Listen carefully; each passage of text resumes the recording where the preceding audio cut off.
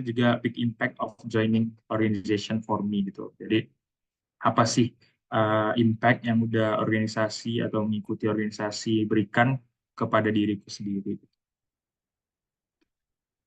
Nah, jadi aku mau kasih cerita sedikit, mana aku udah jelaskan sebelumnya kalau aku sekarang lagi kuliah di teknik perminyakan. Nah, jadi sebagaimana teman-teman tahu, di Riau, mungkin aku share sedikit. Riau itu salah satu provinsi atau daerah yang produce oil and gas terbesar di Indonesia. Itu sekarang under perusahaan namanya Pertamina Hulu Rokan. Dulu itu Pertamina Hulu Rokan sebelumnya merupakan multinational company, mana itu namanya Chevron. Nah, jadi aku tumbuh dan besar di sekitar area industri perminyakan karena orang tuaku merupakan guru di salah satu sekolah di bawah binaan dari perusahaan oil and gas company ini, namanya Yayasan Pendidikan Cendana Riau. Nah, di situ aku merasa sangat beruntung karena mendapatkan fasilitas dan juga apa namanya fasilitas dan juga kesempatan untuk bersekolah di sekolah yang bagus dengan banyak sekali em, benefits dan juga kegiatan kurikuler serta ekstrakurikuler yang ditawarkan gitu. Nah, disitulah aku memulai karirku di organisasi gitu. Nah, jadi cerita sedikit kalau ngomong-ngomongin tentang organisasi, aku jadi throwback gitu tentang perjalanan organisasiku mungkin dari zaman sekolah ya, bisa mention di SMP dulu. Jadi sejak SMP itu aku udah ikut organisasi. Kalau teman-teman lihat di sini, aku ini waktu jadi ketua OSIS di SMP. Kemudian aku juga aktif di Pramuka, karena menurutku Pramuka bukan salah satu organisasi yang uh, mengajarkan kita cara survive dan cara hidup nantinya. Terus ini merupakan salah satu kegiatan tahunan yang langsung diselenggarai atau diketuai oleh ketua OSIS itu malam kesenian. Kalau teman-teman tahu itu mungkin di sini pentas seni gitu ya, pensi gitu. Nah, ini juga dan sebagainya. Kemudian juga di SMA sama halnya, aku kembali join ke OSIS, join ke Pramuka. Di OSIS SMA itu aku sebagai wakil ketua OSIS. Dan di SMA ini, di Pramuka, kalau teman-teman tahu, itu ada yang namanya Gugus Depan. Kalau tingkat SMA itu ada Dewan Ambalan, Ambalan Penegak. Nah, jadi aku juga jadi ketua badan pengurus hariannya waktu itu. Nah, itu cerita sedikit tentang karir berorganisasi di zaman sekolah ya. Tapi di samping itu, mungkin kita nggak terlalu banyak ngomongin tentang perjuangan akademiknya. Yang jelas, karena aku besar di industri perminyakan itu, aku udah decide lah kalau saat perkuliahan nanti aku ingin masuk ke Fakultas Teknik Pertambangan dan Perminyakan, terkhusus di jurusan Teknik Perminyakan gitu. Karena aku penasaran nih sebenarnya apa yang terjadi di daerahku, terus apa yang dilakukan oleh orang tua temanku yang waktu itu jadi pegawai di Chevron dan Pertamina Hulurokan gitu. Nah, singkat cerita, aku ditolak di jalur SNMPTN, tapi berhasil masuk di jalur SBMPTN. Nah, saat sudah sampai kampus, jadi teman-teman kalau di ITB itu sistemnya dia nggak langsung dapat jurusan, tapi kita harus melalui 1 tahun tahap persiapan bersama dulu.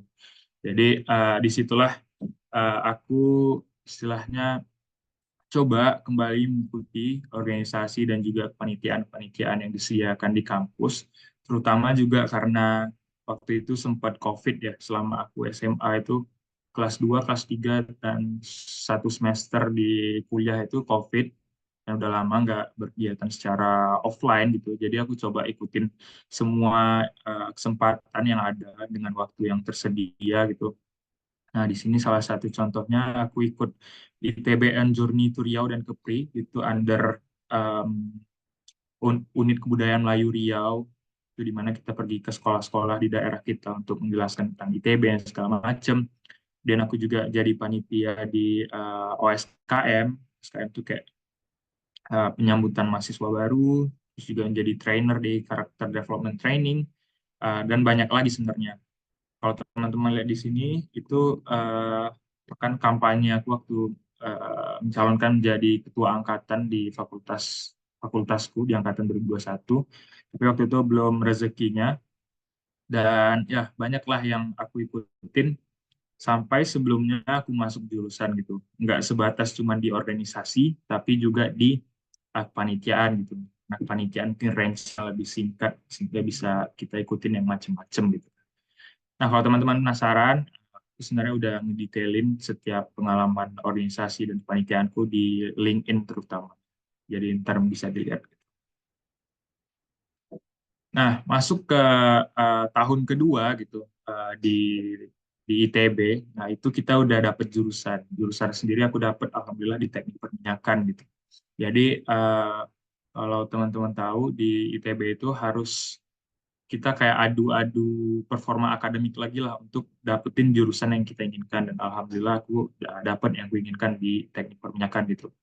Nah, sampai di teknik perminyakan sendiri, aku udah merasa kalau aku berkuliah di sini outputnya itu ya jelas bakal jadi petroleum engineer gitu, orang yang bakal bekerja di industri perminyakan. Jadi sejak di tingkat kedua saat semester 3 itu aku udah memutuskan aku coba cari wadah atau kegiatan-kegiatan yang berhubungan dan bisa menunjang karirku ke depannya. Nah, disitulah aku sampai menemukan tiga ini. Yang pertama, Integrated Petroleum Festival. Nah, Integrated Petroleum Festival ini merupakan perlombaan yang diadakan oleh jurusanku tiap tahunnya. Ya, itu tentang perlombaan perminyakan. Dan ini waktu aku jadi manajer dari sponsorship tahun tahun lalu ya. Kemudian juga Society of Petroleum Engineers, itu di mana organisasi yang aku pimpin sekarang. Itu aku ketika pertama kali ketemu organisasi ini aku sangat merasa diterima dan juga uh, kegiatan-kegiatannya sangat bermanfaat bagiku dan menunjang pengetahuanku tentang industri migas. Jadi aku coba diseriuskan di situ. Dan yang paling seru itu himpunan ya. Kalau teman-teman tahu di ITB itu banyak himpunan dengan warna jaket himpunannya masing-masing. Di situ juga kita having fun, terus disitulah kita dapat apa namanya relasi kealumnian dan segala macam gitu. Sangat bersyukur bisa menemukan tiga wadah ini ketika aku masuk ke jurusan. Nah, sudah cerita mengenai pengalamanku selama SMP, SMA gitu di dunia perorganisasian. Jadi sebenarnya kenapa sih aku sangat into organizations gitu? Nah, setelah aku pikir-pikir lagi, aku bisa jelasin sekitar empat inilah. Yang pertama, kadang aku berpikir bahwa aku tuh kayak natural born leader gitu, kayak pedean gitu.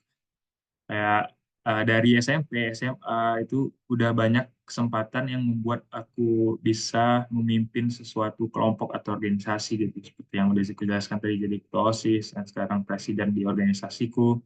Terus juga dari hal-hal kecil seperti bekerja kelompok segala macam. Nah, aku memang secara volunteer suka menawarkan diri untuk bisa memimpin kelompok itu atau kerja kelompok itu dan memang dari yang perhatikan itu teman-teman selalu senang ngikutin arahan dan juga hal-hal yang sudah kita putuskan bersama yang aku pimpin gitu. Jadi aku merasa kayak oh mungkin aku cocok nih di society kalau perannya menjadi leader gitu. Terus yang kedua, aku tuh sangat enjoy networking dan juga ketemu dengan orang-orang baru, terutama seniors ya. Jadi entah kenapa kalau orang-orang ada yang takut berteman sama senior atau ketemu senior gitu, aku bahkan nyari-nyari gitu.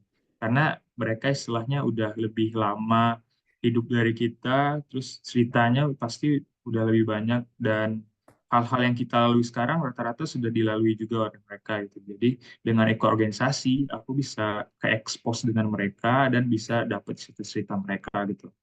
Terus juga aku menganggap organisasi itu sebagai tempat having fun gitu alongside the academics.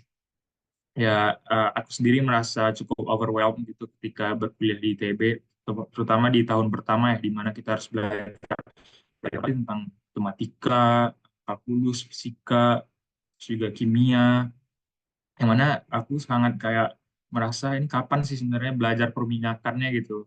Kayak ada ancaman untuk nggak dapat jurusan juga gitu kan. Jadi aku nganggap oh ya udahlah having fun lah dengan ikut organisasi ini waktu itu mungkin di tingkat satu ke unit kebudayaan Melayu Riau. Jadi aku senang main musik-musik terus juga nongkrong-nongkrong gitu di sekretariat organisasinya. Kemudian juga ini jadi uh, activity yang aku anggap itu mendukung karirku. Bagaimana yang udah aku jelaskan tadi, terutama di organisasi yang berhubungan dengan jurusan. Tuh.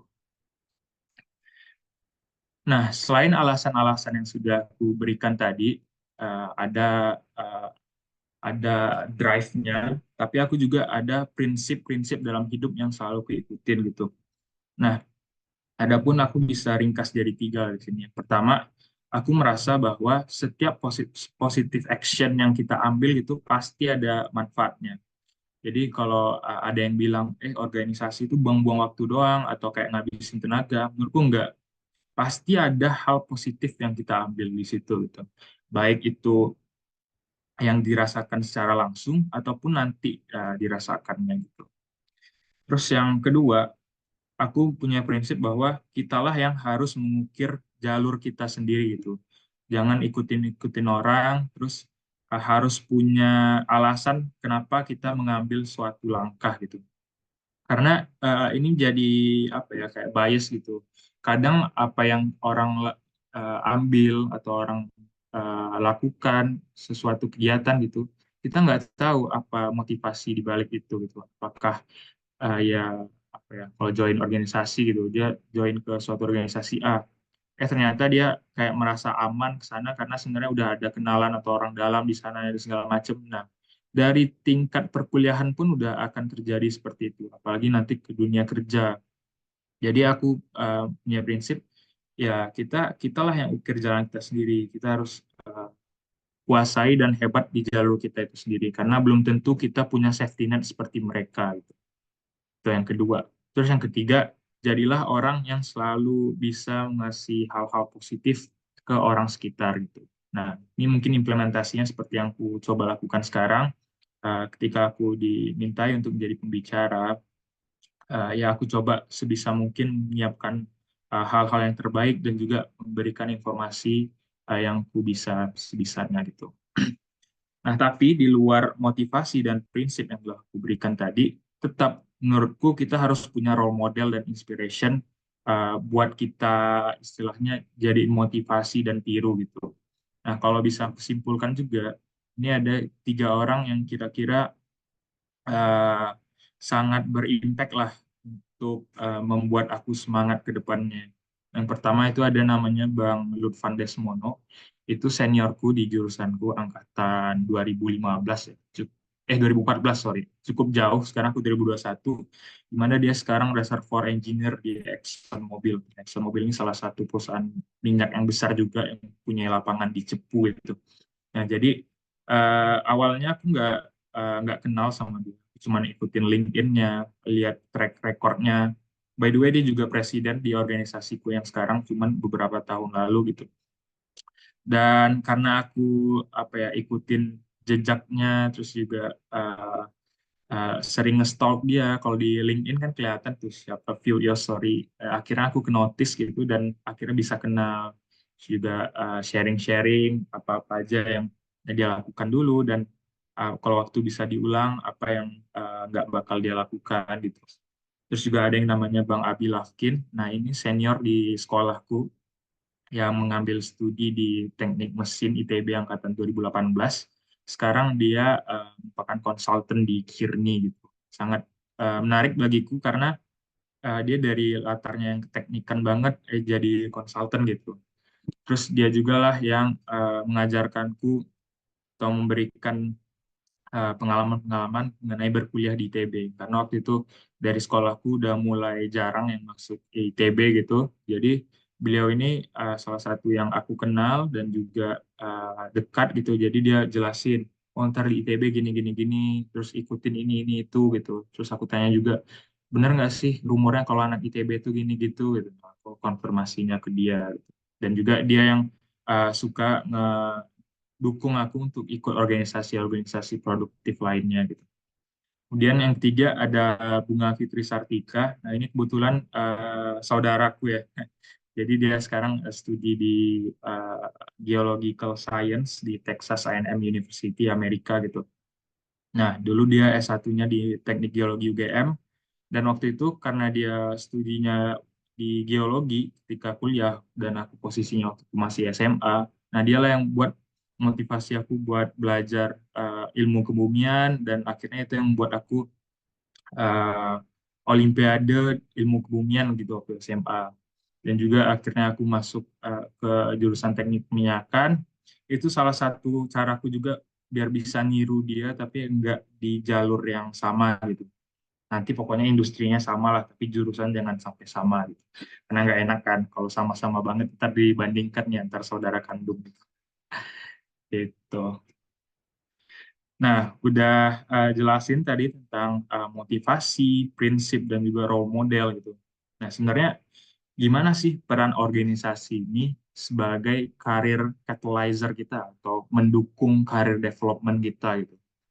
Nah, setelah ini aku bakal jelasin, tapi aku mungkin disclaimer dulu sedikit ya. Jadi karena aku latarnya sangat teknikal banget gitu, kayak eh, jurusannya juga jurusan teknik dan juga pengalamannya yang berhubungan dengan jurusanku banget di teknik perminyakan. Jadi disclaimer sedikit, mungkin kalau buat teman-teman yang merasa nggak relate ke depannya gitu, coba diambil yang poin-poin yang dimana kita beririsan dan sama-sama bisa termotivasi gitu. Oke, dijelasin ya. Nah, yang pertama menurutku, gimana biar bisa organisasi itu mendukung karir development kita, kita harus define goals dulu dari awal. Sebenarnya kita berkuliah itu pengen jadi apa gitu. Atau at least di awal-awal kita tahulah kita tuh pengen dikenal sebagai apa gitu. Nah, ini saran yang juga dikasih sama mentor-mentorku dan role modelku bahwa harus define goals ini. Dan terutama itu di awal-awal di tingkat satu gitu. Nah, ada beberapa opsi yang mungkin terpikirkan olehku ya. Apakah kita selama kuliah itu mau sambil eh, berbisnis atau emang mau jadi bisnismen nantinya, atau kita yang mau jadi leader atau organizer gitu, kita mau jadi akademisi, kita mau jadi komandan lapangan atau abang-abangan kampus gitu, atau bahkan opsi-opsi lainnya seperti kayak musisi bisa banyak tuh musisi-musisi hebat yang lahir di kampus. Terus mau jadi atlet bisa banyak unit budaya unit olahraga yang tersedia di kampus. Mau jadi stand up comedian bisa, mau jadi politician bisa banget gitu. Nah, tapi karena aku udah define dari awal dan juga aku udah jelasin latar belakang dan asalku, jelas aku pengen jadi engineer. Nah, setelah aku cari-cari tahu, modal untuk jadi engineer tuh setidaknya kita bisa ilmu tentang leadership, bisa nge-organize sesuatu. Jadi aku uh, kelompokkan jadi leader organizer ini, tapi juga dengan latar belakang akademik yang kuat gitu. Kayak aku buat di sini akademia. Nah, itu di combine atau di couple gitu, jadilah engineer. Nah, di situ barulah kita cari apa wadah yang bisa membantu kita mencapai goals kita ini. Dan salah satunya yang ku seriuskan yaitu Society of Petroleum Engineers tadi. Mungkin aku jelasin sedikit ya buat teman-teman yang bingung apa sih SP yang kusebut tadi. Jadi SP itu simpelnya kayak organisasi internasional dan profesional yang ada di luar negeri gitu, yang mengumpulkan engineer-engineer perminyakan di seluruh dunia termasuk Indonesia, itu buka cabang di kampus gitu. Jadi kayak seksi mahasiswa. Makanya namanya SPI ITB Student Chapter gitu. Jadi kita di sana itu istilahnya kayak ya belajar menjadi engineer lah gitu. Coba kayak gimana rasanya jadi mereka, terus coba sering-sering ke industri mereka, jadi kita tahu kerjaan kita nanti setelah lulus itu seperti apa. Nah, inilah yang contoh-contoh kegiatannya yang aku ikuti selama aku aktif di SPI ini. Ketika kita melakukan field trip ke berbagai company, ada Pertamina, Selam Bersih, Halliburton, geothermal, dan bahkan ke sumur minyaknya langsung. Dan ini beberapa dokumentasi juga gitu. Nah, itu simpelnya lah tentang SPI tadi. Jadi define goals ya teman-teman. Nah, setelah kita define goals, bukan berarti kita tuh nggak bisa berkompromi terhadap output-output lain gitu. Kita tuh nggak boleh jadi fragile gitu, kayak kaca yang dilempar pecah gitu. Tapi kita harus jadi lawannya, itu agile.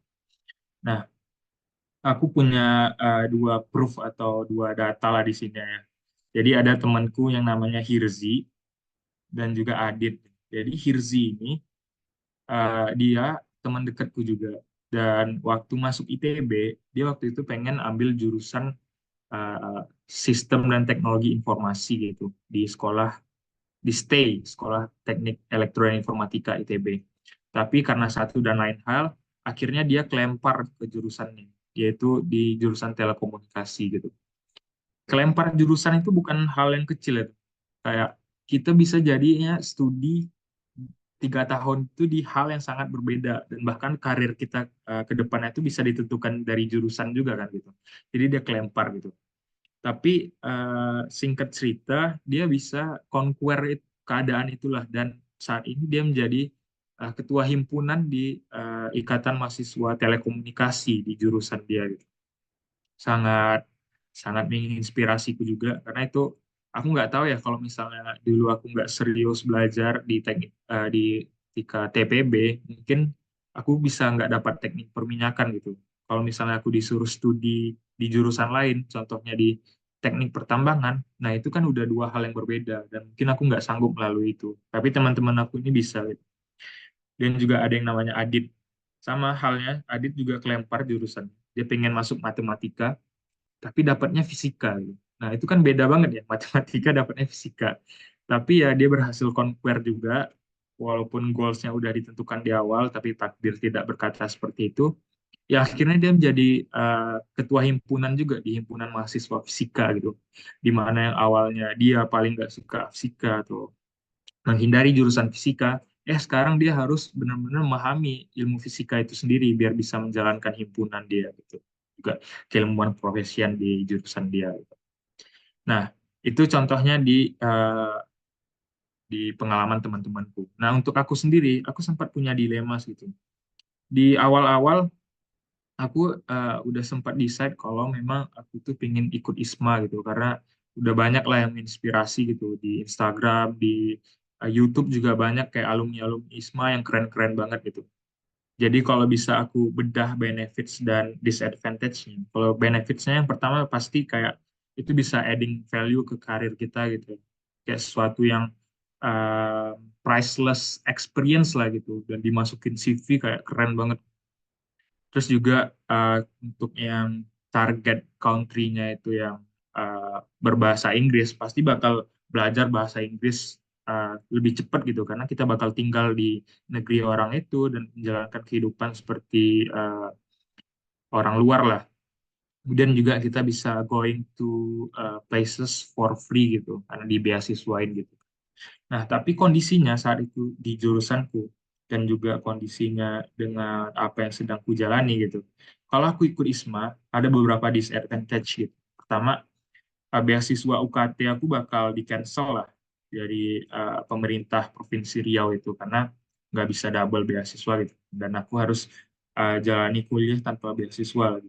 Terus yang kedua, kalau di jurusannya kasusnya di jurusanku kasusnya itu lulusnya bakal telat gitu karena SKS-nya nggak bisa dikonversi dan untuk ngambil eh, mata kuliah di semester genap itu ada prasyarat di semester ganjil jadi telatnya bukan cuma 1 semester tapi 1 tahun gitu. Terus juga aku nggak bisa belajar petroleum engineering gitu karena udah aku riset-riset gitu kayak mata kuliah atau target univ itu cuman kayak menyediakan banyaknya tentang sosial humaniora dan segala macam gitu. Jadi nggak sesuai dengan outputku yang ingin menjadi engineer gitu. Nah, jadi aku cari cara untuk cope dengan itu, gimana caranya biar aku bisa dapetin benefits atau advantage ini, tapi juga membatalkan disadvantage yang kira-kira bakal aku dapatkan karena ikut ISMA ini. Nah, itu salah satunya dengan aku menseriuskan diri untuk di salah satu organisasi, itu, yaitu Society of Petroleum Engineers, yang di mana aku jelaskan tadi gitu. Dan ya terbukti aku ikutin prosesnya dengan baik. Waktu jadi election untuk presidennya juga aku seriuskan dan alhamdulillah mendapatkan posisi di presiden saat ini. Tuh. Oke, ini ya. Jadi sejak aku memfokuskan diri ke organisasi yang berhubungan dengan jurusanku, ya alhamdulillah pertama aku bisa expand relasiku dengan senior dan juga oil and gas industry stakeholders gitu karena kita banyak sekali kegiatan yang berhubungan langsung dengan profesional dan aku bersyukur bahwa industri yang sedang kujalani sekarang tuh sangat dekat gitu dengan kampus dan yang kedua membuka banyak career opportunities. Nah, kalau bisa teman-teman lihat di sini aku berikan proofnya bahwa aku menjadi salah satu vacation trainee di Selam Bersih itu empat dari sekitar seribuan lebih pendaftar gitu. Jadi acceptance rate-nya sangat kecil dan ini kita punya potensi untuk melanjutkan karirnya lebih luas nantinya setelah lulus di perusahaan ini gitu. Kemudian juga kita bisa improve ability kita buat berkolaborasi dan juga bekerja dalam tim. Tentunya juga meningkatkan percaya diri untuk mengambil resiko dan juga membuat decision gitu. Karena ya jam terbang nggak bisa bohong gitu. Kan pasti sering juga ketemu dengan orang yang berorganisasi itu pemikiran lebih matang dan juga lebih tahu lah gimana cara dia cope dengan orang-orang gitu. Nah, ini juga kita bisa develop skills kita di self leadership dan memimpin orang lain gitu. Terus juga time management. Nah, ini paling penting ya. Kadang kita kayak merasa overwhelmed karena time management kita itu nggak didasarkan juga karena set priority gitu. Kita nggak bisa nge-set priority. Ya, aku jelaskan juga di sini. Itu sekaligus juga mempelajari tentang bagaimana set priority secara baik. Kemudian juga improve public speaking. Itu jelas ya. Nah, kita banyak hubungan dengan orang lain, ketemu profesional, di mana kita nggak bisa blunder karena berhubungan dengan masa depan kita juga. Dan alhamdulillahnya bisa excel kita jadinya di kelas gitu. Karena berhubungan dengan jurusanku juga organisasiku ini. Nah, aku mau cerita sedikit. Jadi ini waktu aku jadi manajer dari sponsorship saat mengadakan lomba IP Fest yang aku jelaskan tadi, Integrated Petroleum Festival. Dan Mas ini merupakan manajer dari suatu perusahaan sponsor utama kami, namanya Rockflow Dynamics ini.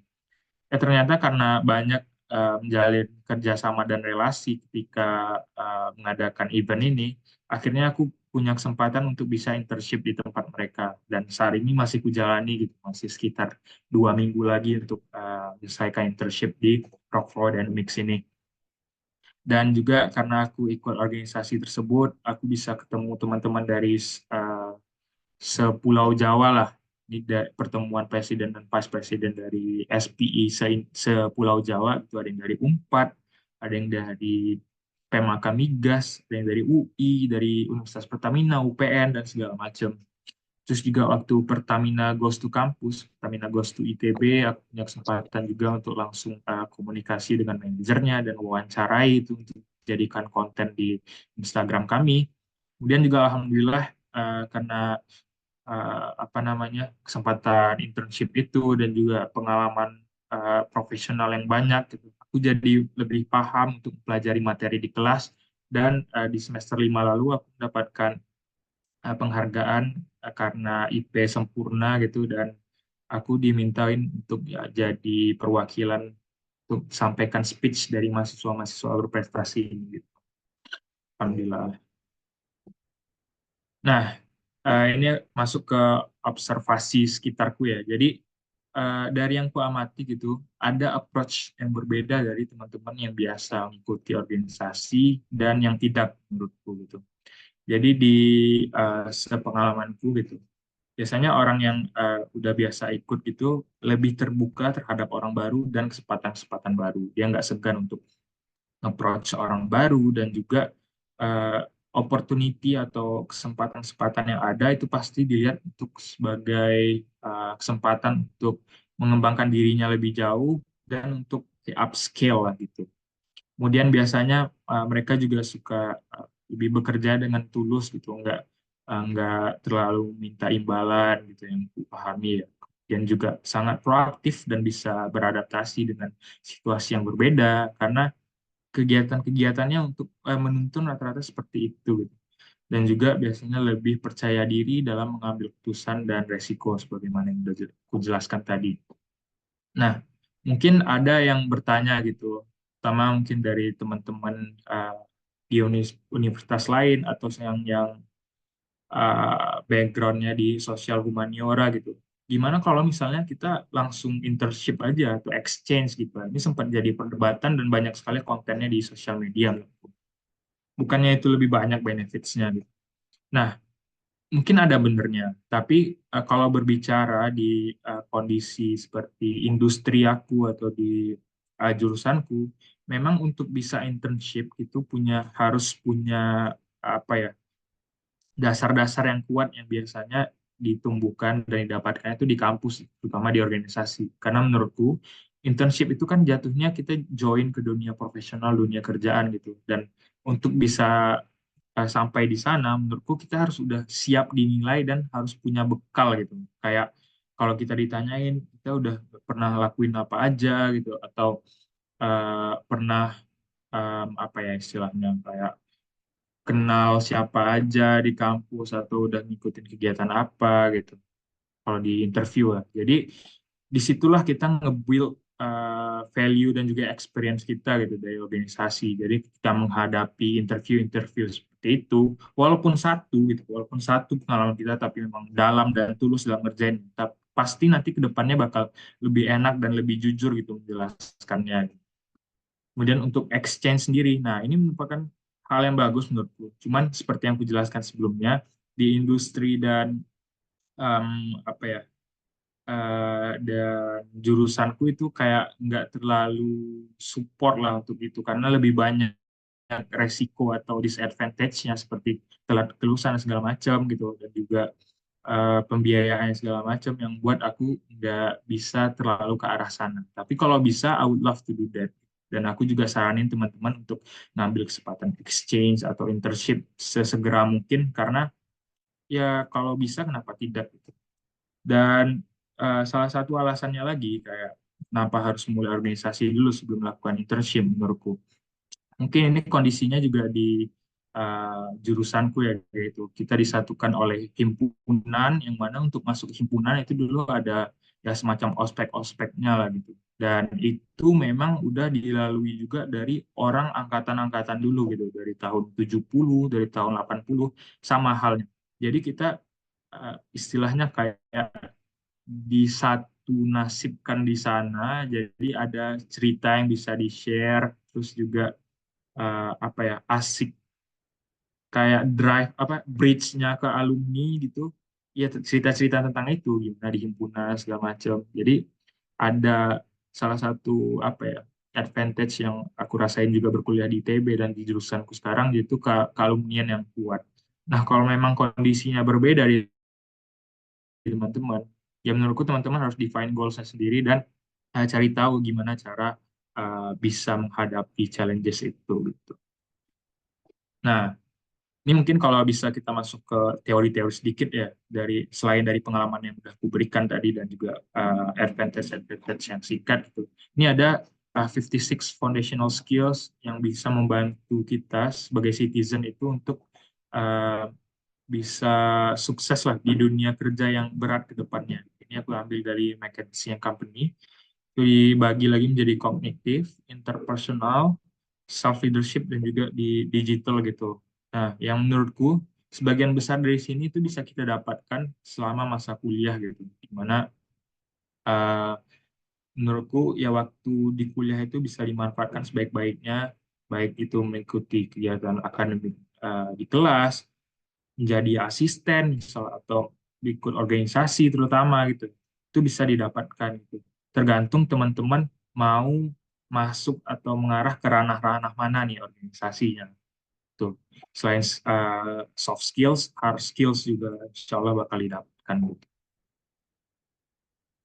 Nah, udah banyak kita berbicara tentang organisasi dan segala macam. Itu bukan maksudku untuk mempush kita untuk ikut organisasi tanpa ada tahu kapan kita harus stop atau kita nggak bisa nilai red flag-nya nih. Ada menurutku red flag yang membuat kita harus stop atau menjauh dari organisasi-organisasi tertentu. Jadi it's important to know where to stop. Yang pertama, kalau udah banyak culture-culture yang irrelevant nih, kayak seniority yang tanpa habisnya atau pemalakan, pembulian segala macam yang menjadi syarat untuk bisa join organisasi sana. Nah, menurutku itu kayak bisa menghancurkan diri dan organisasi itu sendiri, nggak baik gitu. Jadi mungkin dijauh-jauhi, terus kalau misalnya di dalam kampus seperti itu semua, bisa cari yang di luar kampus, sekarang banyak gitu. Ya mungkin contohnya kayak LearnyTab ini kan bisa jadi platform juga buat teman-teman yang produktif atau ambis-ambis gitu untuk mengadakan suatu event yang produktif gitu. Jadi nggak harus yang di kampus-kampus banget gitu. Kalau misalnya teman-teman menemukan red flag seperti itu. Yang kedua, kalau misal di organisasi atau kepanitiaan itu sedikit sekali apresiasi, tapi malah terlalu banyak evaluasinya gitu. Kayak seakan-akan apa yang kita kerjakan itu masih kurang aja di mata mereka, nggak ada apresiasinya. Nah, itu kadang membuat kita burn out dan kayak nggak ada ujungnya nih, kapan sebenarnya kita bisa diapresiasi atau mendapatkan respect nih dari senior atau rekan-rekan kerja kita. Menurutku itu juga bisa dijauhi gitu. Kemudian juga ketika organisasi itu udah nggak ngedukung personal growth kita, tapi malah setiap dengar organisasi itu atau ketemu teman-teman yang seorganisasi itu bisa buat kita trauma atau stres gitu. Kayak, aduh, ini kemarin kayak gini-gini-gini, jadi takut nih ketemu ini gitu. Nah, itu tanda-tanda red flag juga teman-teman harus stop dari sekitar situ gitu. Nah, itu tadi tentang red flag-nya ya, atau nowhere to stop.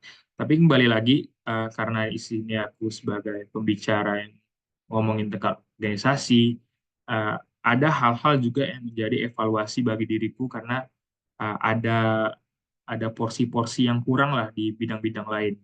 Yang pertama, aku mungkin bakal lebih banyak coba organisasi di luar kampus gitu, kalau waktu bisa diulang. Nah, karena kayak aku pengen juga gitu dapat banyak teman-teman dari luar kampus dan tahu budaya serta behavior teman-teman di luar kampus itu seperti apa gitu. Karena terlalu banyak main di kampus itu menurutku juga bisa apa ya, kita kadang lupa menapak lah gitu.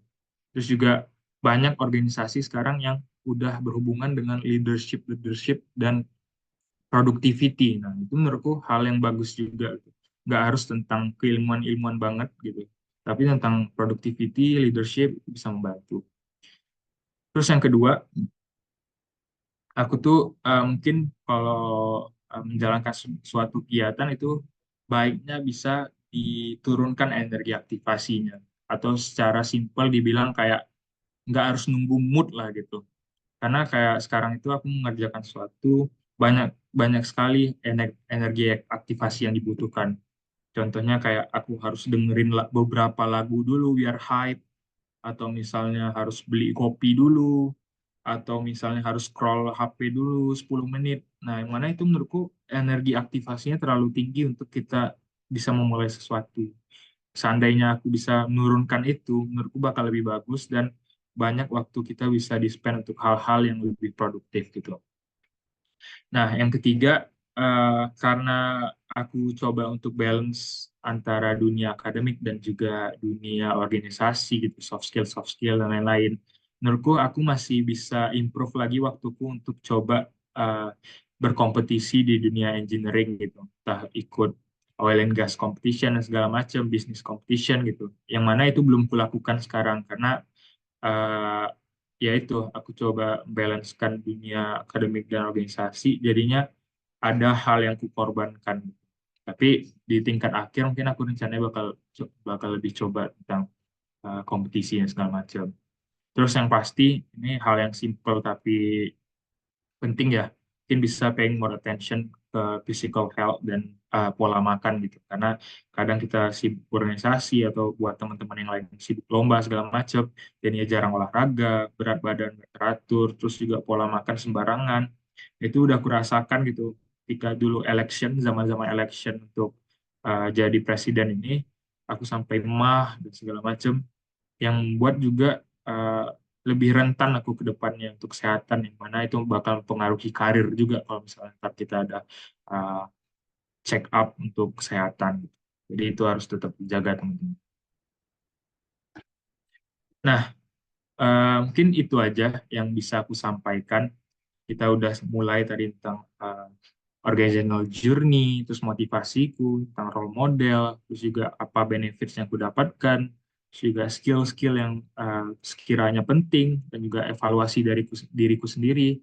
Jadi aku berharap teman-teman bisa dapatkan pelajaran dari situ, dan apabila masih ada yang ditanyakan, boleh ntar dari moderator Iqmal bisa membantu, dan apabila mau kontak aku lebih jauh, atau stalking gitu, bisa ke LinkedIn, Instagram, maupun bisa email aku secara langsung. Jadi itu aja yang bisa aku sampaikan. Terima kasih sekali lagi atas kesempatannya. Aku kembalikan ke moderator. Terima kasih. Oke, thank you so much Kak Hafiz untuk penyampaian materinya yang menurut aku sangat luar biasa dan inspiratif, mulai dari Kak Hafiz SMA di Riau, di mana Kak Hafiz sendiri melihat potensi-potensi dari daerah Riau itu seperti apa, dan mempunyai misi untuk menjadi seorang petroleum engineer, dan di mana itu bisa mengembangkan potensi diri dan juga lingkungan sekitar. Mulai dari aktif di organisasi sejak SMA hingga saat ini. Nggak cuman itu nih teman-teman, kita juga harus focusing untuk define your goals, terus juga kita mau dikenal sebagai apa nih. Terus ada beberapa tips dari Kak Hafiz sendiri. Yang pertama adalah be agile and knowing the motivation, mission, dan juga role model nih. Kita tuh role model kita tuh siapa dan mau jadi apa. Dengan mengikuti banyak organisasi juga, Kak Hafiz bisa mendapatkan skill dan juga bisa mengembangkan skill terutama dalam career preparation. Nah, mungkin buat teman-teman, kalau misalnya ada pertanyaan, boleh diketik di kolom chat di bawah ya, atau mungkin bisa raise hand nanti. Nah, sebelum ke pertanyaan teman-teman, aku ada pertanyaan nih buat Kak Hafiz.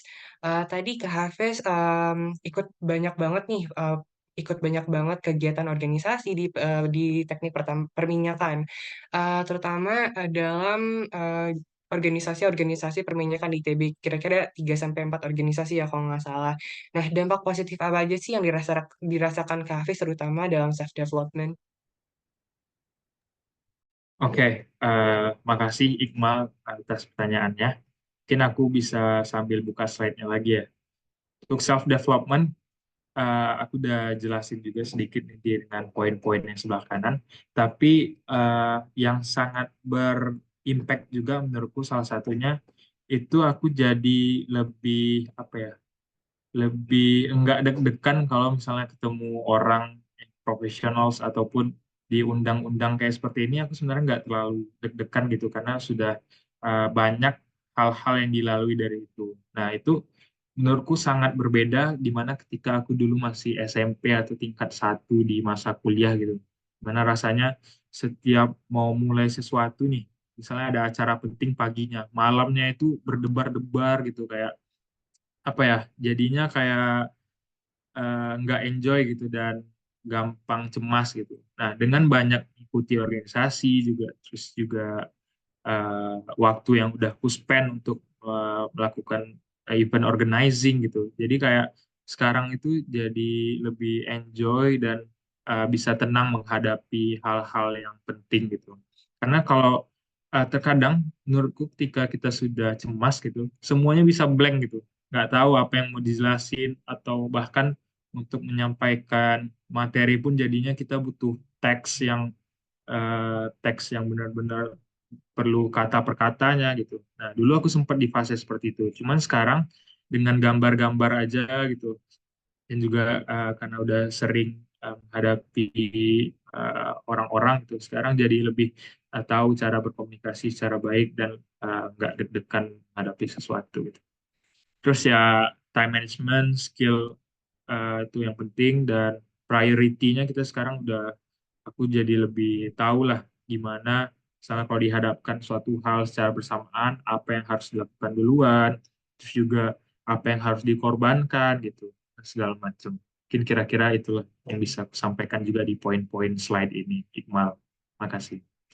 Thank you so much Kak Hafiz. Selanjutnya aku ada pertanyaan lagi mungkin dari aku.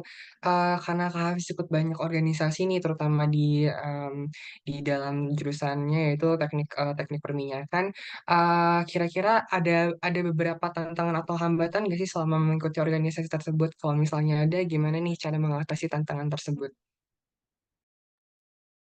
Oke, makasih Iqbal atas pertanyaannya. Jadi mungkin eh, wait, untuk tantangannya ya, ini aku cerita sedikit ketika waktu itu mau masuk himpunan lah misal. Jadi kalau teman-teman tahu di ITB dengan perhimpunannya itu kan kelihatan seru gitu ya. Atau mungkin pernah lihat di TikTok kayak pas wisudaan gitu ada yang arak-arakan segala macam, menurutku kelihatan keren gitu. Nah, tapi di balik kita pengen join organisasi itu, ternyata prosesnya cukup panjang gitu. Ada ospek sekitar 4-3 bulan yang menurutku sangat menyita waktu, menyita weekendku, segala macam. Dan aku nggak tahu nih sebenarnya sepenting itu nggak sih join organisasi ini waktu itu, eh, yang aku pikir gitu kan. Cuman setelah melewati itu, melewati fase-fase di ospek dan juga eh, senasib penanggungan bareng teman-teman seangkatan, ternyata sebanyak itu ternyata benefitnya.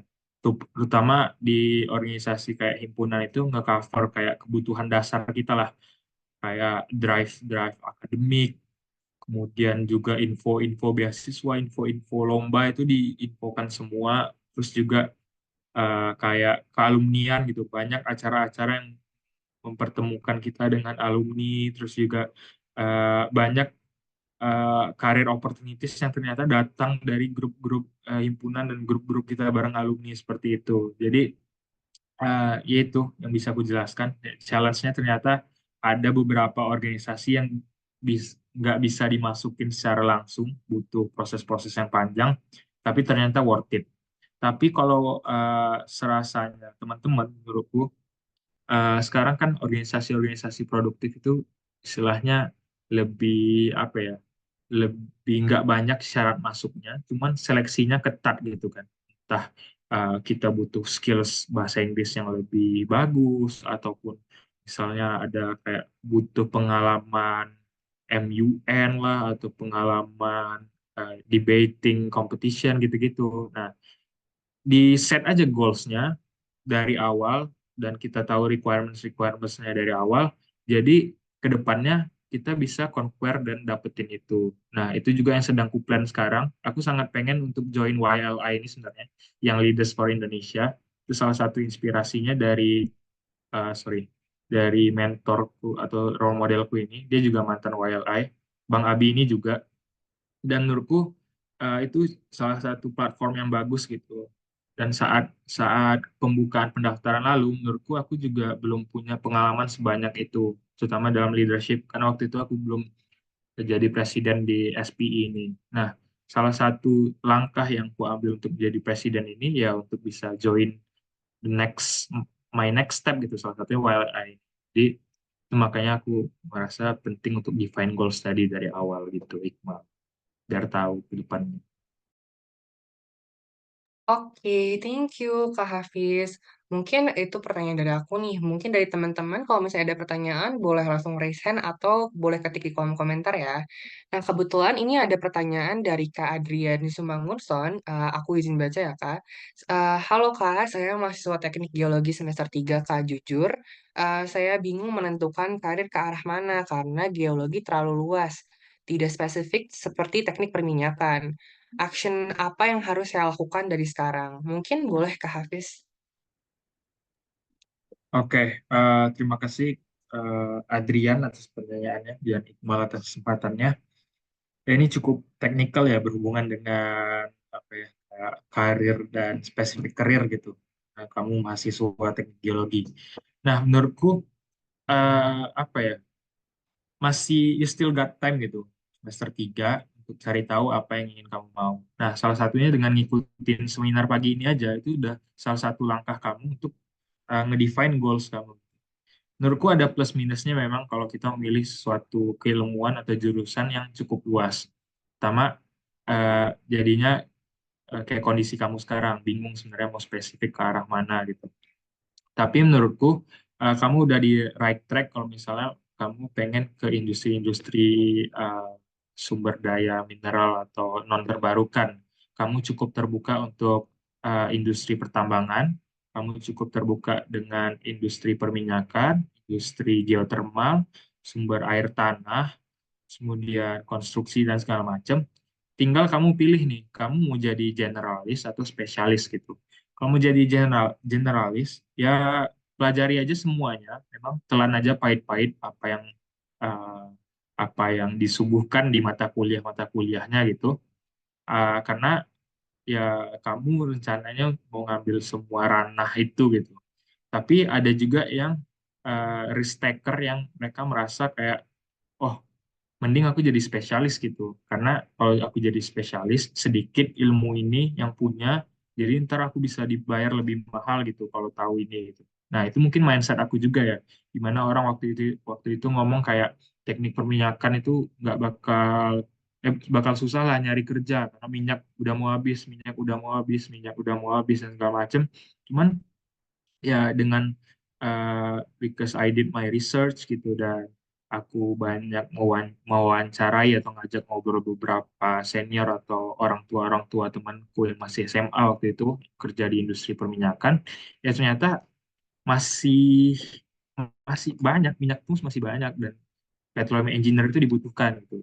Jadi menurutku ya ikuti juga hal-hal kayak workshop karir seperti ini, tapi juga kamu harus done your research di belakang layar gitu. Dan tentukan apakah kamu jadi generalis, spesialis. Jadi spesialis itu juga banyak cara untuk menentukannya. Apakah memang karena kamu suka atau memang karena kamu follow the money aja gitu. Memang kadang banyak yang bilang kalau udah nggak tahu mau kemana gitu, follow the money. Salah satu reels yang aku tonton di Viru Designer gitu. Ada stand up komedian. Mungkin itu sih yang bisa aku jawab. Makasih. Oke, thank you Kak Hafiz. Thank you Kak Hafiz. Apakah Kak Adrian menjawab? Oke, terima kasih Kak. Oke, terima kasih Kak Adrian. Selanjutnya ada pertanyaan nih Kak Hafiz dari Kak Hafi Yudin Ahmad. Halo Kak Ibnu, permisi Kak. Izin bertanya, saat ini saya seorang mahasiswa yang duduk di semester 2 Sistem Informasi. Walaupun saya mengambil jurusan di ranah komputer, namun saya lebih tertarik di ranah bisnis. Bahkan sedikit cerita, saya sudah memulai perjalanan saya dengan membangun toko di beberapa marketplace sejak semester sebelumnya. Nah, di sini karena waktu saya banyak terforsir untuk urusan bisnis saya sendiri sehingga sangat jarang mengikuti segala kegiatan kampus seperti organisasi dan semacamnya. Apakah menurut Kakak saya perlu memasuki organisasi seperti yang perlu digeluti juga karena berhubung sampai Kak Ibnu tadi menjelaskan seputar do and don'ts dari organisasi, saya masih belum melihat urgensi dari mengikuti organisasi dan semacamnya. Terima kasih. Mungkin boleh dari Kak Ibnu. Oke, makasih Hafiudin atas pertanyaannya. Eh, Sangat komprehensif ya dan banyak curahan hati juga. Nah, mungkin itu bisa aku jelaskan di slide ini gitu. Wait, ini kan tadi judulnya organisasi as career catalyzer gitu. Jadi organisasi itu sebenarnya bukan suatu hal yang wajib dan mutlak gitu. Karena bisa dibilang di sini aku ngasih kata-katanya juga catalyzer gitu. Catalyzer itu suatu yang untuk mempercepat reaksi gitu. Kalau misal dalam kimia ya, kita kasih suatu katalis itu reaksinya bakal lebih cepat berlangsungnya. Nah, jadi bukan suatu hal yang mutlak untuk mengikuti organisasi, terutama kalau kamu sudah menemukan passion gitu dan kamu tahu kamu sukanya apa dan pengen dikenali sebagai apa. Di sini kebetulan juga aku sudah mention entrepreneur gitu. Dan mungkin ini yang berhubungan dengan yang kamu hadapi sekarang. Nah, kalau misalnya hal-hal yang seperti aku dijelaskan di kanan tadi, sorry, kayak rasanya nih, kalau misalnya kamu menjadi entrepreneur, hal-hal yang di kanan ini sudah banyak yang tercover seperti eh, kamu bisa apa ya, nih kamu bisa expand eh, relasi kamu dengan bisnis dan penjualannya, atau kamu jadi berani mengambil resiko dan making decision, terus juga eh, dan lain-lain gitu. Kamu sebenarnya nggak perlu ikut organisasi. Cuman kalau bisa aku kasih saran, misalnya dalam bisnis ini, ya, mengikuti organisasi atau komunitas itu bisa bahkan memperluas jejaring kamu untuk apa ya, untuk menjalankan bisnis kamu ini. Kalau di ITB itu ada yang namanya TEC, Techno Entrepreneur Club. Nah, itu bukan bukan cuman orang yang pengen belajar cara cara berbisnis, tapi orang-orang yang udah bisnis yang pengen cari relasi gitu-gitu. Nah, itu salah satu opsi juga kalau kamu pengen nge-expand kayak target market kamu atau bertemu orang-orang yang memang mahasiswa yang sedang berbisnis juga gitu. Jadi dengan ada komunitas itu dan juga disatukan di tempat itu, ya kalian bisa lebih sharing dengan yang senasib sepenanggungan, dan mungkin kamu bisa belajar juga dari mereka cara kamu, mungkin minusnya masih di sini ya, time management dan juga set priority gitu.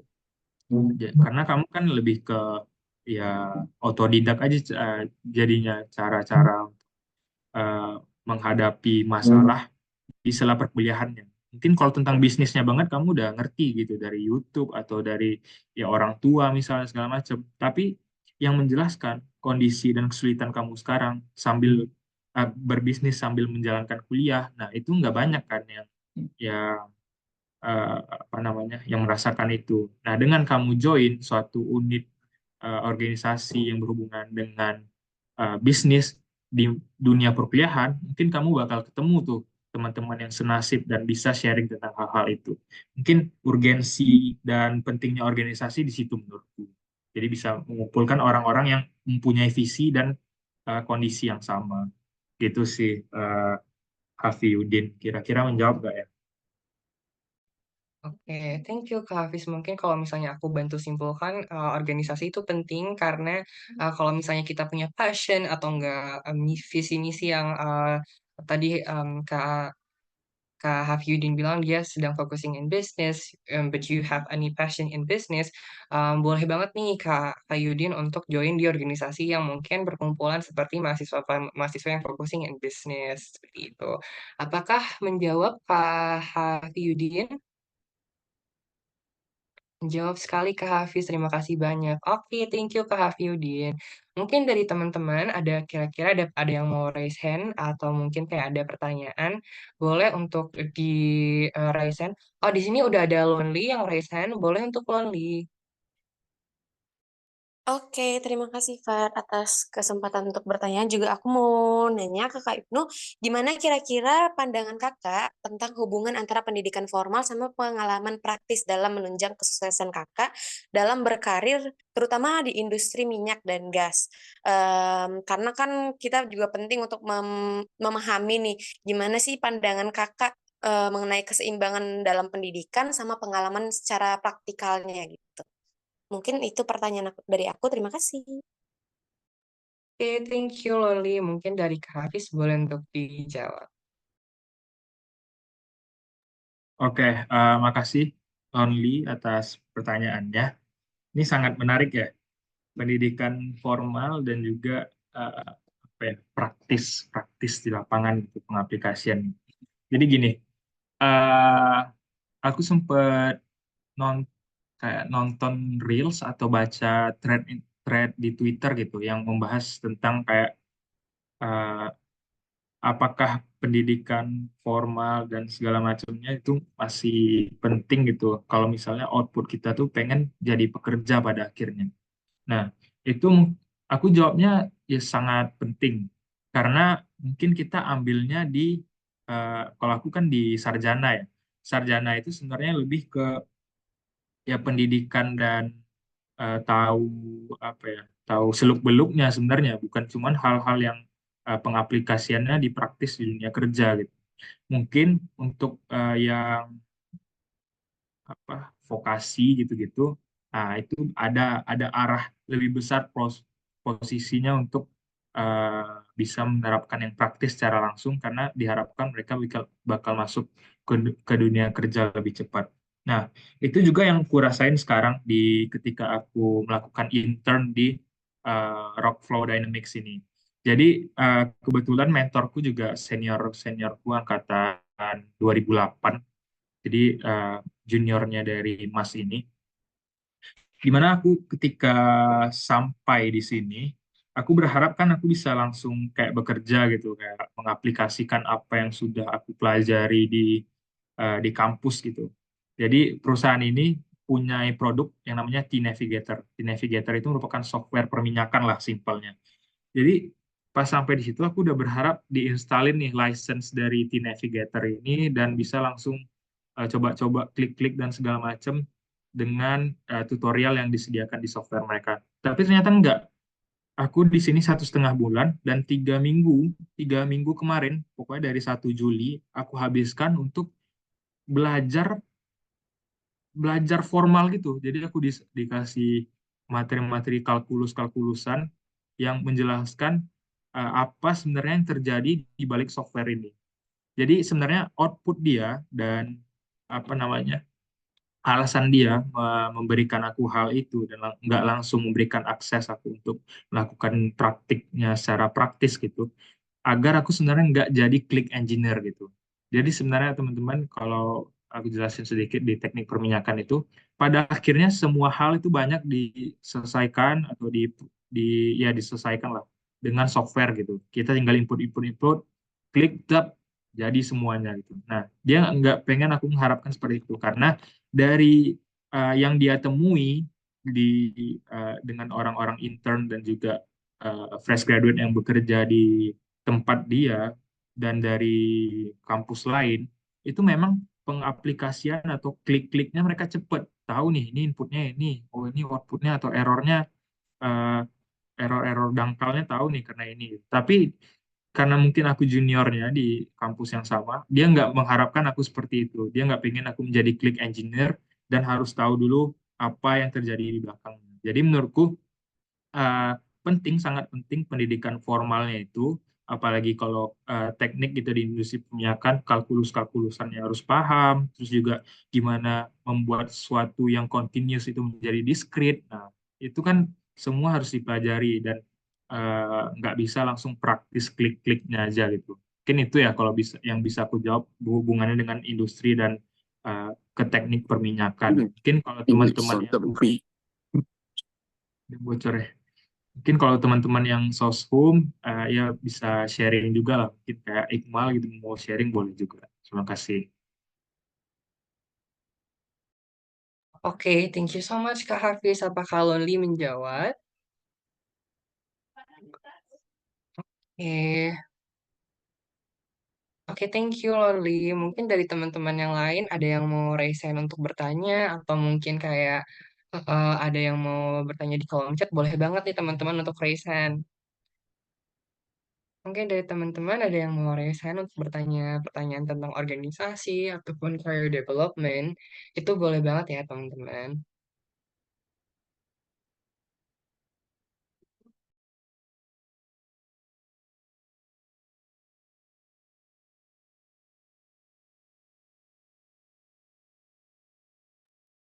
Oke, aku coba lihat dulu. Untuk teman-teman yang mau raise hand, boleh untuk raise hand. Untuk yang mau bertanya di kolom chat, boleh bertanya di kolom chat ya. Oke. em,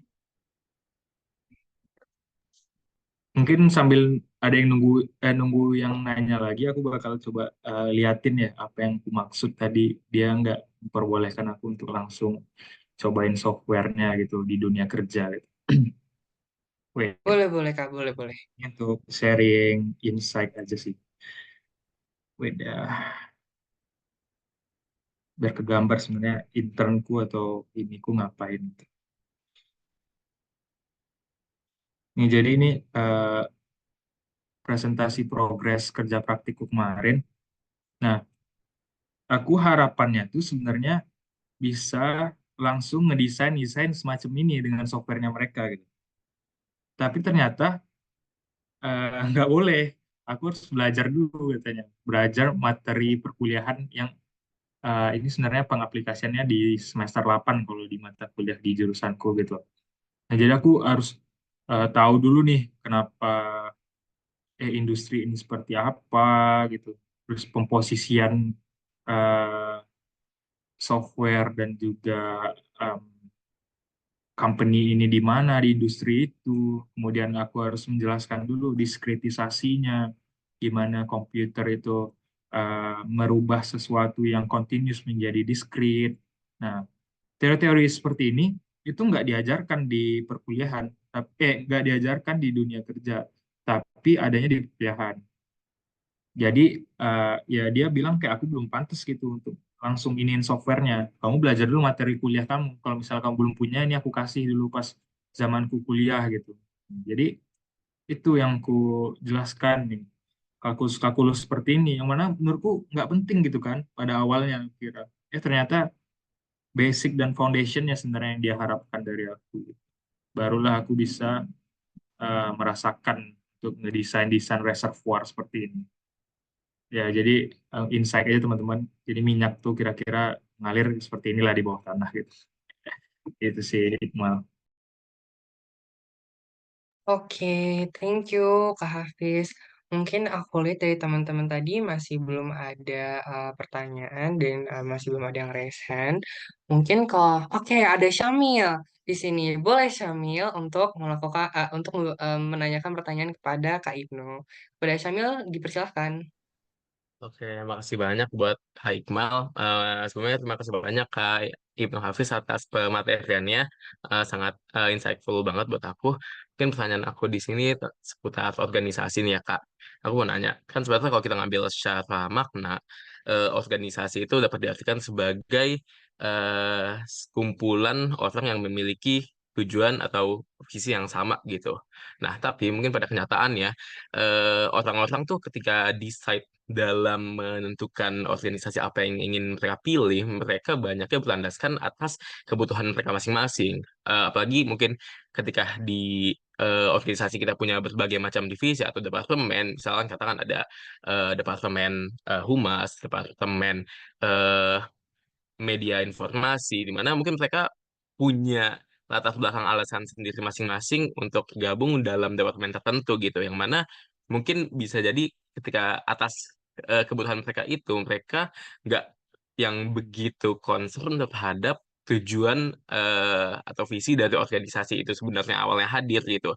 Nah, gimana? Pertanyaan aku di sini adalah gimana mungkin caranya eh, kita bisa kita bisa nge-guide kawan-kawan kita di organisasi itu agar dapat melangkah dalam satu lingkup visi tujuan yang sama. Seperti itu sih, Kang. Pertanyaan dari aku. Terima kasih banyak sebelumnya. Oke, terima kasih Syamil atas pertanyaannya. Ini menarik banget ya, karena ya memang kondisinya seperti itu. Kayak yang kamu bilang tadi, misalnya organisasi aku, misal tentang perminyakan gitu, SPI itu. Eh, Misalnya kami mau ngadain suatu program kerja, workshop atau seminar tentang teknik perminyakan misal. Tapi untuk melaksanakan itu banyak banget kan divisi atau perpecahannya kayak butuh pendanaan, ada yang humas, ada yang konsumsi bahkan yang nggak ada relasi hubungannya dengan workshop teknik apa namanya workshop perminyakannya itu gitu.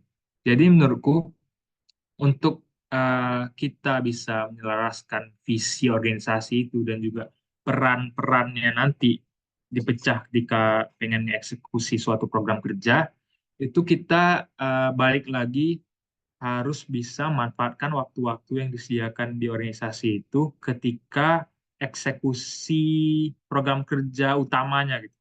Contoh, kayak teman-teman nih, Iqmal misal. Iqmal kan sekarang di Learn It Tab. Learn It Tab itu ya yang kutangkep kayak perkumpulan produktif-produktif itu yang bisa menunjang kita dalam pilihan segala macam gitu. Cuman dalam mengeksekusi webinar yang tentang organisasi ini aja banyak banget kan jadinya perpecahan perannya. Ada yang Anggi misal, Anggi ngechatin aku, Terus juga di belakang layar ada yang tukang share screen doang misalnya, atau nantinya bakal ada yang tukang screenshot doang untuk foto gitu. Nah, jadi memang pre preparation untuk eksekusinya seperti itu. Tapi cobalah diyakinkan ke teman-teman, itu peran kita sebagai ketua. Nanti misalnya program utamanya sedang berjalan, coba fokus ke sana. Jadi buat misalnya nih Anggi atau Iqmal, yang aku tahu ya so far itu, coba memang perhatikan pembicaranya kalau memang sedang dieksekusi program kerjanya. Bukan cuman misalnya ada yang nunggu tukang screenshotnya, sekarang main HP, nunggu perannya aja baru nih muncul. Nggak gitu. Jadi memang kita sebagai ketua tuh harus meyakinkan teman-teman ini benefitnya untuk kita semua, bukan cuman buat partisipan yang bakal ikut gitu. Kalau kalau mindsetnya yang dapat benefit itu cuman partisipannya aja, ya ngapain teman-teman di sini volunteer untuk ngebantu mengeksekusi ini kan? Ya udah mending jadi partisipannya aja gitu. Jadi ya harus diyakini ya memang itu pendekatannya pendekatan komunikasi sih, nggak ada yang lain gitu, karena kita bekerja juga nggak ada dibayar, terus juga memotong waktu kita, memotong weekend kita gitu. Dan yakinkan aja selain uh, kita poin plusnya sebagai pelaksana, selain kita juga bisa mendengarkan, kalau misal konsep webinar, mendengarkan program kerja utamanya pada pagi ini, teman-teman punya plusnya lebih banyak daripada partisipan-partisipan.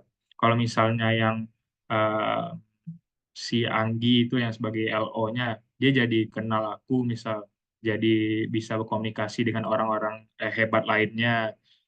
Kalau Iqmal jadinya beberapa hari sebelumnya mungkin harus berlatih komunikasi dulu nih, lihat-lihat YouTube gimana cara jadi moderator yang baik, ataupun siapa ya yang tim eventnya misalnya harus ngebuat terms of reference, jadinya harus belajar dulu gimana cara ngebuat terms of reference yang baik, apa topik yang memang baik-baiknya dibahas gitu.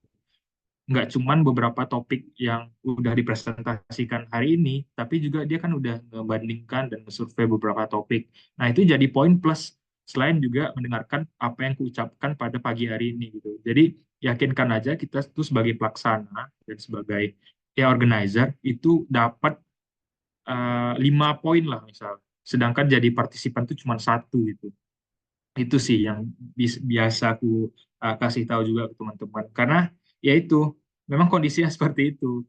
Apalagi kalau di organisasiku sekarang, Society of Petroleum Engineers itu susah banget nyari tim marketing tuh kayak desain, media publication tuh susah banget. Karena orang drive-nya untuk sini ya pengen perminyakannya gitu. Tapi ya dengan ku yakini, terus juga uh, nyari orang-orang yang mau belajar kayak si Adrian tadi, dia teknik geologi cuma belum tahu mau kemana. Nah, itu bisa kita manfaatkan selain dia belajar tentang soft skills dan cara mengorganize-nya, dia bisa tahu tentang perminyakannya gitu. Jadi 2 poin plus. Ya, jadi dicocokkan aja sih supply sama demand-nya. Gitu sih menurutku, Syamil. Menjawab nggak ya kira-kira? Oke, menjawab sekali Kak Hafiz atas jawabannya. Mungkin aku pengen nambahin follow up question, bisa nggak kayak gitu, Kak?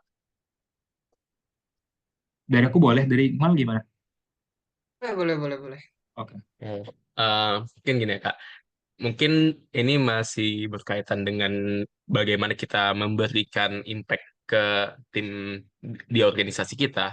Nah, mungkin kalau misalnya kita katakan ya, mungkin dari struktur komunikasi, misalkan ada opening, ada body, sama ada closing. Nah, gimana caranya kita ketika sudah selesai acara kita dapat memberikan closing yang baik, bisa menutup acara kita dengan menutup program kita dengan baik agar dapat menjadi kesan ke tim kita gitu. Mungkin ketika lagi farewell, mungkin dari Kak Hafiz ada teknik sendiri kah untuk menyampaikan kesan agar airnya tim kita bisa mendapatkan manfaat gitu. Dan juga eh, gimana kalau misalkan case-nya ya, katakan mungkin kalau kita melakukan closing ketika acara kita berhasil itu mungkin bisa katakan lebih mudah. Tapi gimana case-nya kalau misalkan program yang kita canangkan ini nggak berjalan dengan baik gitu. Jadi kalau misalnya kita ke webinar banyak ke orang membahas kesuksesan, mungkin pertanyaan aku juga gimana caranya kalau kita menyikapi kegagalan itu kan, gimana dari mungkin kegagalan itu kita mengolah sedemikian rupa dan bisa tetap memberikan manfaat kepada tim kita. Terima kasih banyak Kak. Oke, mantap banget nih pertanyaan Syamil. Thank you sebelumnya. Ya itu ya, apa namanya, setelah pelaksanaan. Nah, jadi memang eh, kegagalan-kegagalan tuh kadang nggak terprediksi ya. Kadang eksekusi yang nggak bagus, atau misal partisipan kurang dan segala macam. Cuman balik lagi, kita harus sama-sama yakin bahwa tim kita yang eksekusi itu udah mencoba yang semaksimal yang mereka bisa gitu. Itu yang pertama. Terus ya kita harus lebih wise lah. Kalau ini ngomongin mungkin ke arah-arah leadership dikit ya. Kalau aku tangkap Syamil ini bukan cuma organisasi, tapi kayak peran kita sebagai leader gitu. Jadi kayak ya harus diterima, terus dievaluasi, cuman juga perlu adanya apresiasi gitu. Karena kita harus yakin, walaupun kita lihat nih, misalnya dia memang nggak maksimal banget pelaksanaan atau persiapannya, ya kita harus udah yakin, oh sebenarnya itu tuh dia menyiapkannya sambil ada kesibukan lain, dia udah mau spend waktu untuk ngurus ini dengan kita, yang mana itu juga volunteering, nggak kita bayar juga, dan semacamnya. Nah, untuk itu kalau hubungan ke hal-hal yang kegagalan negatif ya. Nah, untuk ke yang apa ya, eksekusi biar bisa dirasakan juga manfaatnya oleh khalayak yang lebih banyak gitu. Itu sedang coba aku terapkan ini di organisasiku. Ya, aku coba share screen dan kasih contoh. Jadi beberapa beberapa proker yang kami laksanakan di akhir-akhir ini, kemarin itu sempat ada offline seminar itu tentang karir juga, yaitu eh, company ini Selam Bersih Exploring Career Opportunities in SLB. Jadi ini pre-karirnya, eh pre-rekrutmen lah. Jadi ini tanggal 11 tuh kita ada webinar, tanggal 12-nya besok ada rekrutmen di kampus kita gitu. Jadi ini, wait, ada rekrutmen di kampus kita, SLB Ghost ITB ini tanggal 12. Jadi eh, gimana kita bisa memperluas impact-nya, itu aku coba ada yang namanya event report gitu. Event report. Jadi kalau kita udah eksekusi itu, nggak cuman di hari H itu aja orang bisa melihat atau merasakan dampaknya yang datang doang, tapi kita coba kasih reflective writing gitu, Syamil. Ini apa aja yang kemarin udah terlaksanakan, ini dari awal opening, terus juga em, apa aja yang diomongin. Pokoknya ada satu orang atau peran yang memang dikhususkan untuk ngebuat reflective writing gitu, atau mencatat poin-poin apa aja yang penting gitu. Nah, itu nantinya kita tuangkan di sosial media kita biar impact-nya lebih jauh gitu. Itu hubungannya dengan ini ya, impact dan juga manfaat dari eksekusi program kita di hari H itu. Dan di akhir juga kita kasih apresiasi siapa aja yang ngebuat event reportnya, siapa yang ngejurnaling, siapa yang edit dan segala macam. Itu sih. Jadi yang eksekusi atau yang terlalu sibuk di hari H, misalnya dia jadi tim konsumsi, misalnya harus bolak-balik ke segala macam, nggak bisa ngelihat eh, acaranya, ya kita dengan adanya reflective writing seperti ini, dan juga di akhir kita selalu coba, Mbak, ini tim-tim saya yang kemarin yang tadi laksanin acaranya nih, saya kenalin satu-satu, ini dia tadi konsumsi, ini dia tadi MC-nya, ini yang dokumentasi segala macam, kita coba foto bareng gitu. Jadi ada juga kenangannya bagi mereka yang melaksanakan tugas-tugasnya walaupun minor-minor gitu ya, dan bisa bisa ya ada foto mereka di sini, jadi mereka bisa pakai untuk entah menjelaskan di CV mereka, atau mereka mau buat reflective writing sendiri di LinkedIn mereka gitu. Jadi gitu sih, lebih ke apresiasi-apresiasi seperti itu, dan juga ya reflective writing seperti ini. Gitu sih, Syamil, kira-kira menjawab nggak ya? Oh ya, follow ya guys, SPI. Oke, siap menjawab Kak. Mungkin keren banget ya buat jawabannya. saya cukup mencerahkan atas pertanyaan keresahan aku tadi. Dan sekali lagi aku mau ngucapin makasih banyak buat Kak Hafiz atas jawabannya dan pemateriannya. Semangat dan sukses selalu Kak Hafiz. Makasih, makasih. Thank you, Thank you. Syamil. Mungkin karena keterbatasan waktu, mungkin kira-kira ada yang bertanya satu orang terakhir. Ada yang mau raise hand atau di komentar? Oke, di sini udah ada Aditya Aidin deh nih. Boleh Aditya untuk bertanya. Ya, tes tes. Apakah suara saya masuk? Tes, halo halo. Halo, halo Kak Adit. Halo. Apakah suara saya sudah masuk ini? Sudah. Oke, baik. Ya, terima kasih atas waktunya. Izin bertanya, Bang Kak Hafiz. Saya melihat banyak kasus di mana seseorang dalam berorganisasi itu mendapat insight yang cukup, tapi cuman sebatas perannya saja. Mungkin itu dapat dilihat dari posisi dalam organisasi, di mana semakin tinggi posisi kita, maka semakin luas pandangan terhadap organisasi tersebut. Dari situ saya ingin tanya ke Kak Hafiz, dalam organisasi ini kita seberapa mendalami organisasi itu supaya apa yang kita dapatkan itu mempunyai efek yang signifikan ke karir atau dunia profesional? Atau apakah ada tips tertentu agar kita dapat sepenuhnya mendapat benefit dari suatu organisasi tanpa memegang posisi yang tinggi banget gitu? Ya, Oke, saya oke. Makasih Aditya Aidin. By the way, dia juniorku juga di SMA. Thank you udah join. Mungkin aku balik lagi ke share materi ya. Dan ini waktu jawabnya cuma sekitar 3 menit dari tim ini. Jadi aku coba jawab seefektif mungkin. Nah, ini sebenarnya mirip ya pertanyaannya dengan yang sebelumnya, gimana kayak kita merasakan visi atau impact dari tujuan organisasi itu ke diri kita sendiri. Nah, kalau aku, ya balik lagi, tadi kita harus define goals dulu. Kalau aku memang join SPI, yaitu memang pengen mendekatkan diri ke dunia teknik perminyakan itu sendiri. Jadi saat aku jadi staff pun, aku sebelumnya nggak langsung jadi presiden. 2 tahun, 2 kali kepengurusan itu aku jadi staff. Bahkan nggak pernah sebelumnya merasakan menjadi ketua divisi di SPI ini dari staff.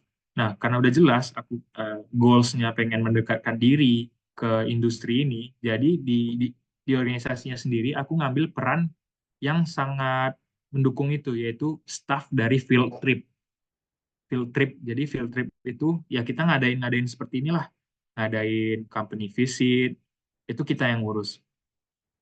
Gitu juga dengan teman-teman yang lain. Ada beberapa contoh kasus yang memang orang masuk organisasi tertentu itu bukan karena pengen tahu industrinya gitu. Kasih contoh lagi tentang SP itu sih. Contoh nih, jadi di SP ini kan udah jelas tuh outputnya kita pengen jadi kayak profesional seperti orang-orang yang ada di industri teknik perminyakan. Tapi di SP ini bukan cuma anak teknik perminyakan isinya, bahkan ada anak seni rupa dan desain. Coba lihat. Wait. Nah, dia ini jurusan seni rupa dan desain. Dan awalnya aku heran kenapa dia mau join ke SP ini. Ternyata output dia bukan pengen tahu tentang industri perminyakan, tapi pengen memperluas relasi dia, terus juga exposure dia, karena dia punya ini juga, apa, kayak biasalah orang seni rupa itu kan ada freelance-nya gitu ya, freelance gitu. Nah, dia pengen memperluas pasarnya juga. Gitulah juga dengan teman-temannya nih. Teman-temannya dari graphic design, jadinya yang masuk anak visual komunikasi desain, anak kria gitu. Jadi balik lagi, sebenarnya kita masuk di organisasinya tuh apa gitu tujuannya gitu. Kalau memang benar-benar merasakan sevisi dengan organisasinya, ya ambillah yang memang kira-kira bakal melaksanain program kerja yang mirip. Contohnya kayak aku field trip. Tapi kalau teman-teman visual komunikasi desain ini dia memang pengen memperluas pasarnya gitu, pengen dapat teman-teman anak teknik, terutama yang di timur sana. Kalau posisinya kami di kampus di timur gitu kan, yang perbanyak anak timur jauh gitu. Ya join SPI-nya, tapi ambil divisi graphic design-nya. Mungkin gitu sih, karena waktunya udah habis juga. Segitu aja yang bisa aku jawab. Makasih. Thank you, Kak Ibnu. Apakah Kak Adit menjawab? Ya, terima kasih dari Kak Ibnu. Mungkin follow up-nya ntar di chat aja, misal ada. Tapi ya sejauh ini cukup memuaskan. Terima kasih. Thank you, Kak Adit. Nah, teman-teman, karena udah nggak kerasa nih, udah sampai di akhir sesi, banyak banget nih insight keren yang kita dapetin dari Kak Ibnu Hafiz, terutama dalam bidang uh, motivasi dalam career growth, terutama dalam bergabung di organisasi, and know your vision or your mission, and also know your goals, what you are looking for di organisasi tersebut, tak hanya untuk mengembangkan skill, tapi juga your career path. Nah, mungkin buat teman-teman, kalau misalnya ada follow up question, boleh banget nih follow IG-nya Kak Ibnu Hafiz di Instagram ataupun connect melalui LinkedIn untuk menanyakan informasi lebih lanjut. Nah, sebelum kita mengakhiri sesi pertama workshop ini, mungkin kita boleh nih Kak Hafiz dan juga teman-teman untuk taking some photos terlebih dahulu. Mungkin boleh kepada operator, kami persilahkan. Oke, mungkin teman-teman boleh on cam terlebih dahulu untuk taking some photos untuk workshop yang pertama. Oke, aku lihat di sini. Aku pengen lihat nih teman-teman wajah-wajah ganteng-ganteng dan cantik-cantiknya di sini. Mungkin boleh untuk on cam terlebih dahulu untuk screenshot di workshop sesi yang pertama. Oke, karena mungkin sudah ada beberapa yang on cam, mungkin boleh kepada operator kita taking photos untuk kenang-kenangan nih. Oke, mungkin boleh untuk 2, 3. Oke, boleh ganti gaya. 1, 2, 3. Lagi. Oke, mungkin boleh operator. 1, 2, 3. Oke, thank you Kak Hafiz. And also buat Kak Hafiz untuk sertifikatnya nanti bisa kami kabari melalui kontak via WA melalui Kak Anggi ya untuk informasi lebih lanjut. Thank you so much Kak Hafiz for your warming inspiration and also sharing your innovation and also sharing your experience through this platform about Learn ETAP about your journey. Thank you so much Kak Hafiz. Makasih teman-teman. Semangat semuanya. Happy weekend. Bye. Thank you. Mungkin untuk Kak Hafiz bisa melanjutkan aktivitasnya kembali jika ada aktivitas. Nah, terima kasih banyak kepada Kak Hafiz dan juga teman-teman untuk sudah memantau sudah mengikuti journey kita sampai di workshop tema workshop yang pertama. Mungkin selanjutnya akan aku serahkan kepada MC kita yaitu Iren. Boleh kepada Iren untuk dilanjutkan.